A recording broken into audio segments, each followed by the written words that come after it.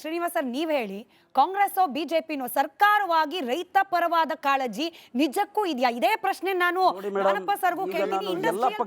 ಇಬ್ರು ಉತ್ತರ ಕೊಡ್ಲಿ ಸರ್. ನಾವು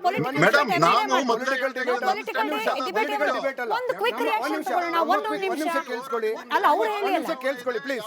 ನಾನು ಬೇರೆಯವರ ರಿಯಾಕ್ಷನ್ ಬೇರೆ ಕಮೆಂಟ್ ಮಾಡಿದಾಗ ನಾನು ಕುತ್ಕೊಳ್ಳೋಕ್ಕೋಸ್ಕರ ಬಂದಿಲ್ಲ ಇಲ್ಲಿ. ನೀವು ನನ್ನನ್ನ ಕರೆಸಿರೋದು ನನ್ನ ಅಭಿಪ್ರಾಯವನ್ನು ತಿಳಿಸೋದಕ್ಕೆ. ವಕ್ತಾರ ಮಾತಾಡ್ತಾ ಇರ್ತಕ್ಕಂಥದ್ದು ಅಕ್ಷಮ್ಯ ಅಪರಾಧದ ಮಾತುಗಳು.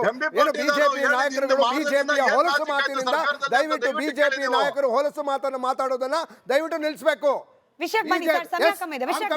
ಬಿಜೆಪಿ ವಕ್ತಾರರು ಥ್ಯಾಂಕ್ ಯು. ಮೊದಲನೇ ಬಾರಿಗೆ ಈ ದೊಡ್ಡ ಚಾನಲ್ ಅಲ್ಲಿ ಬಿಜೆಪಿ ವಕ್ತಾರರು ಒಪ್ಕೊಂಡಿದ್ದಾರೆ. ಹಿಂದಿನ ಬಿಜೆಪಿ ಸರ್ಕಾರದ ಅವಧಿಯಲ್ಲಿ ಬೃಹತ್ ಭ್ರಷ್ಟಾಚಾರ ಇತ್ತು. 2020ರಲ್ಲಿ ಬೃಹತ್ ಭ್ರಷ್ಟಾಚಾರ ಇತ್ತು. ಹಾಗಾಗಿ ಅಧಿಕಾರ ಕಳ್ಕೊಂಡು ಒಪ್ಕೊಂಡಿದ್ದಾರೆ.